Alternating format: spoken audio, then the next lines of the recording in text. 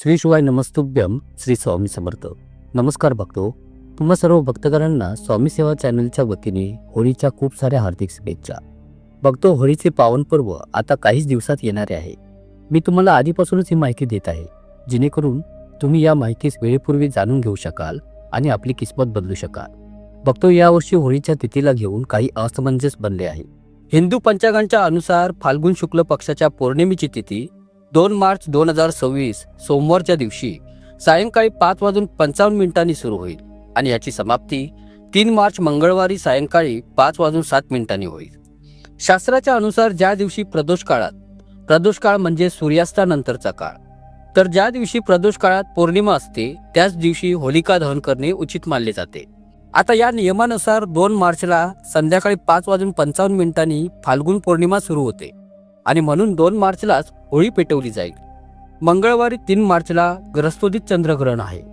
धर्मसिंधू या ग्रंथातील नियमाच्या अनुसार जर दुसऱ्या दिवशी ग्रहण असेल तर त्याच पूर्वीच्याच दिवशी होलिका दहन करणं श्रेयस्कर मानलं जातं आणि या नियमानुसार सुद्धा 2 तारखेलाच होळी पेटवली जाईल. आता दुसरी शंका, भद्रा काळाचं काय? तर 2 तारखेला सूर्यास्तानंतर भद्रा काळ आहे. तर मित्रो, असं असलं तरी सुद्धा होलिका दहन करता येतं, कारण भद्रा काळात शास्त्राच्या अनुसार भद्रा काळ सुरू झाल्यानंतर अर्ध्या तासानंतर होळी पेटवता येते.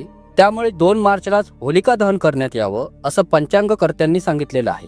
म्हणून 2 मार्चला रात्री होळी दहन केली जाईल आणि दुसऱ्या दिवशी म्हणजेच की 3 मार्च 2026 मंगळवारच्या दिवशी रंगांची होळी खेळली जाईल.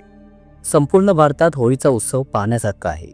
लहान मुलांपासून ते मोठ्यांपर्यंत सर्वजण होळीच्या रंगात भिजलेले दिसतात. जर आपण देशातील होळीबद्दल बोललो तर मथुरा आणि वृंदावनमध्ये रंगांचा सण खूप खास आहे. येथील होळी केवळ भारतातच नाही तर परदेशातही प्रसिद्ध आहे. लोक दूरदूरून इथे फक्त होळी खेळण्यासाठी येतात. अशा परिस्थितीत फक्त होळीच्या पवित्र दिवशी या वनस्पतीचे मूळ तुमच्या गळ्यात घाला. तुमचे भाग्य 7व्या आकाशात पोचे. हे मूळ धारण केल्याच्या नंतर तुम्ही जिथे जाल तिथे संपत्ती आणि ऐश्वर्य तुमच्या मागे येईल. माता लक्ष्मीच्या कृपेने जो कोणी होळीच्या दिवशी या वनस्पतीचे मूळ धारण करतो त्याला कोणत्याही पूजेशिवाय सर्व फायदे मिळतात. पूर्ण दुनिया तुमच्या तालावर नाचते. होळीच्या दिवशी या वनस्पतीचे मूळ धारण करून दिवा न लावता, धूप न लावता, आरती न करता त्या व्यक्तीचे नाव पार होते. माता लक्ष्मीला ही मूळजडी अतिप्रिय आहे.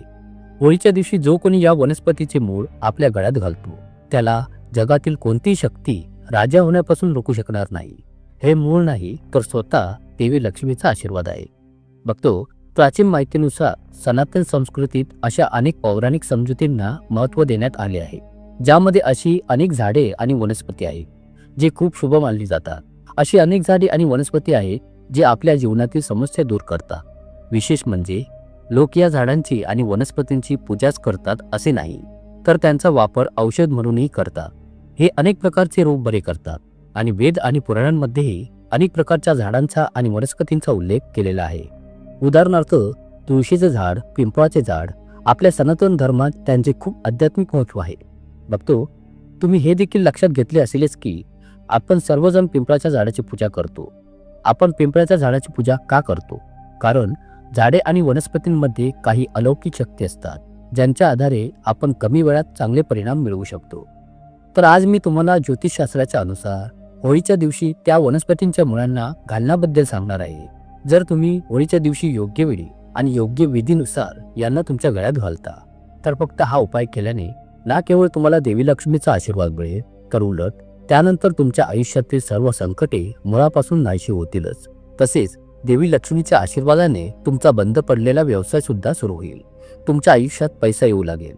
बघतो, आजच्या व्हिडिओमध्ये मी तुम्हाला ज्या झाडांबद्दल सांगणार आहे त्यांची मुळे तुम्ही धारण करताच तुमच्या आयुष्यात संपत्तीचा मार्ग उघडेल. या होळीनंतर तुमच्या आयुष्यात येणारी संपत्ती वाढेल आणि येणाऱ्या काळात तुम्हाला खूप फायदे मिळतील. येणारा काळ तुमच्यासाठी फायदेशीर असेल. तो तुमच्यासाठी खूपच प्रभावशाली ठरेल. बघतो, आपल्या हिंदू धर्मात होळी या पवित्र सणाला विशेष महत्त्व आहे. होळीच्या दिवशी प्रत्येक व्यक्ती आपले शत्रुत्व, मतभेद विसरून हा पवित्र सण साजरा करतो. सर्व मित्रांची गाळवेळ घेतो. होळीच्या दिवशी लक्ष्मी जयंती देखील साजरी केली जाते आणि तुमच्या माहितीसाठी मी ते तुम्हाला सांगू इच्छितोय की यावेळी चंद्रग्रहण येणाऱ्या होळीच्या दिवशी होणार आहे. तर हो बघतो, तुम्ही अगदी बरोबर ऐकलेले आहे. या चंद्रग्रहणाचा प्रभाव आपल्या पूर्ण ग्रह, नक्षत्र आणि संपूर्ण 12च्या 12 राशींवर नक्कीच पडत असतो बघतो. प्रिय बघतो, हिंदू कॅलेंडरच्या अनुसार यावेळी होळीच्या दिवशी जयंती आणि चंद्रग्रहण होणार आहे.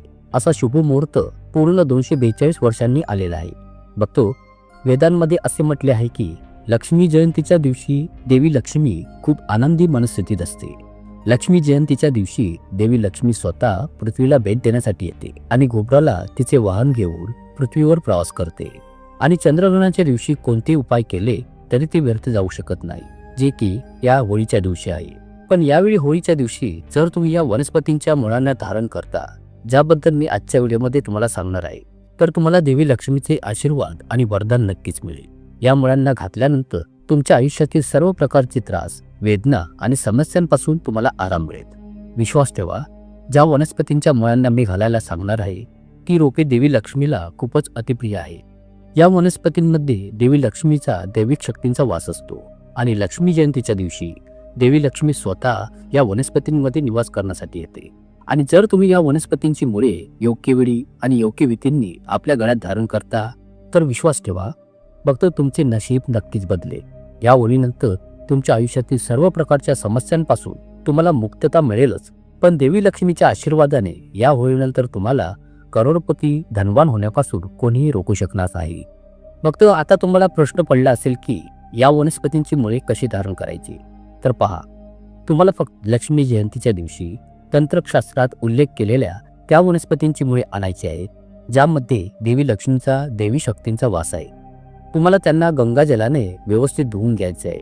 तांब्याची तावीज आणि पितळेची तावीज घ्यायची आहे आणि शुभ मुहूर्तानुसार त्यांना घालायचे आहे.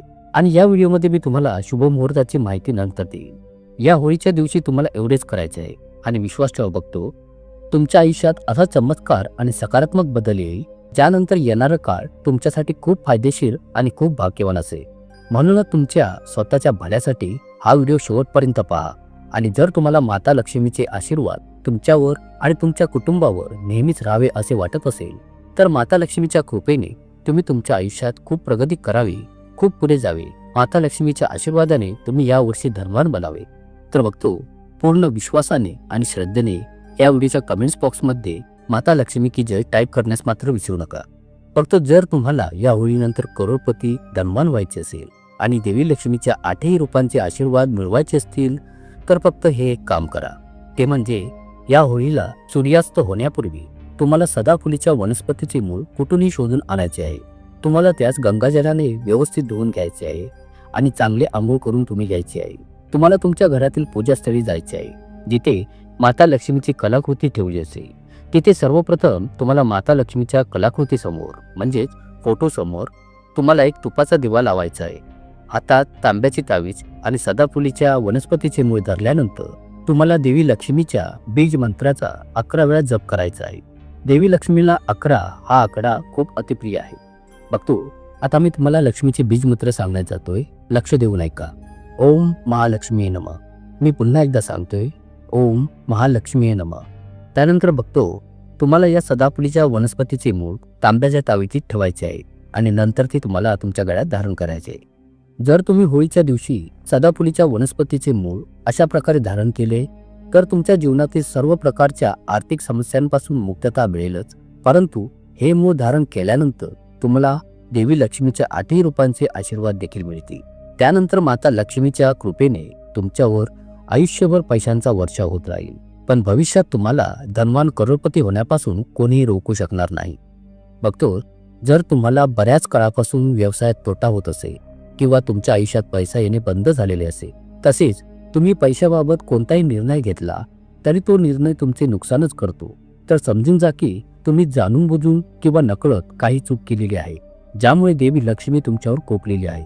आणि जर तुम्हाला माता लक्ष्मीचा आशीर्वाद मिळवायचा असेल आणि तुम्ही पैशाबाबत कोणताही निर्णय घ्या, तर तो निर्णय तुमच्या फायद्याचाच असावा असे तुम्हाला वाटत असेल, तर होळीच्या दिवशी सूर्यास्तापूर्वी तुम्हाला कुठूनही पांढऱ्या आकड्याचे म्हणजेच मंदार वृक्षाचे मूळ जडी आणावे लागेल. ही अशी वनस्पती आहे ज्यामध्ये देवी लक्ष्मीचा दैविक शक्तींचा वास असतो.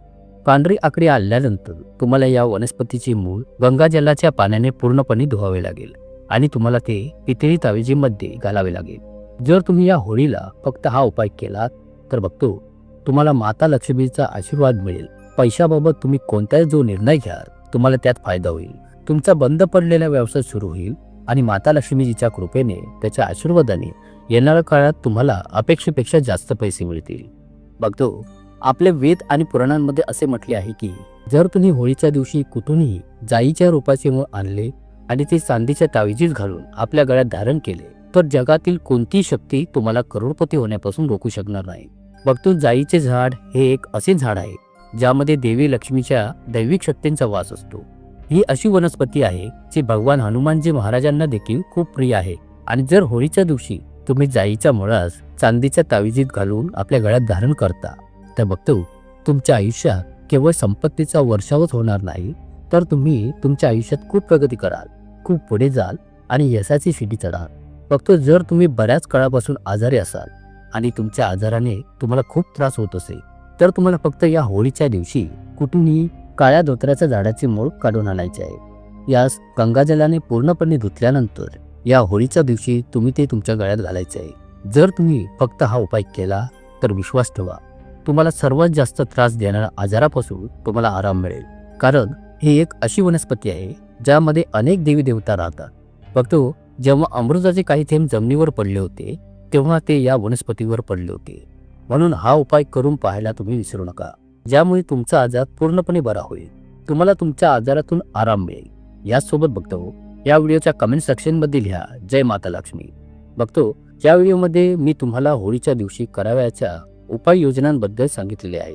तुम्ही यापैकी कोणत्याही वनस्पतीचे मूळ तुमच्या गळ्यात घालावे जेणेकरून तुम्ही प्रगती करू शकाल, तुमची भरभराट होईल, तुम्हाला अपेक्षित परिणाम मिळतील, तुमच्या सकारात्मक ऊर्जा वास करेल, तुम्हाला संपत्ती मिळेल आणि तुम्ही आनंद आणि समृद्धीचा आनंद घेऊ शकाल. तर अशा परिस्थितीत मी तुम्हाला येथे सांगू इच्छितोय की जेव्हा तुम्ही यापैकी कोणताही एक उपाय कराल, जसे की तुम्ही तावीजीमध्ये घातलेली कोणतीही मूळ, तेव्हा तुम्ही फक्त मंत्रांचा जप करावा. कोणतेही अपशब्द वापरू नका, फक्त मंत्रांचा जप करत राहा, तुमची इच्छा सांगत राहा. आणि हो, हा उपाय कोणालाही सांगू नका. जेव्हा तुम्ही हा उपाय करत असाल किंवा केला असेल तेव्हा तुम्हाला या उपायाचा तुम्हाला जो फायदा होईल जेव्हा होईल तेव्हा तुम्ही कोणालाही सांगू शकता. पण जेव्हा तुम्ही हा उपाय करत असाल किंवा करणार असाल तेव्हा हा उपाय कोणासोबतही शेअर करू नका. तर अशा परिस्थितीत प्रिय भक्तो, आजच्या व्हिडिओमध्ये मला आशा आहे की मी तुम्हाला दिलेली माहिती तुमच्यासाठी खूप फायदेशीर ठरू शकेल. आशा करतो तुम्हाला ही माहिती नक्कीच आवडली असेल.